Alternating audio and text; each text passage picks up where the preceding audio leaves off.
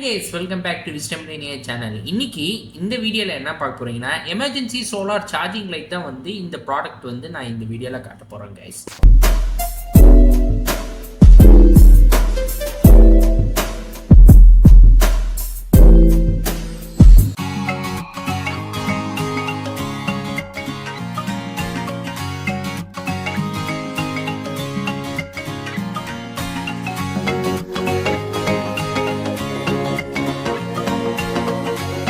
So ஃபைனலாக வந்து இந்த எமர்ஜென்சி சோலார் சார்ஜிங் லைட் பற்றி சொல்லியாச்சு. அதே சேர்த்து எப்படி வேலை செய்யணும் காட்டிட்டேன் நான்.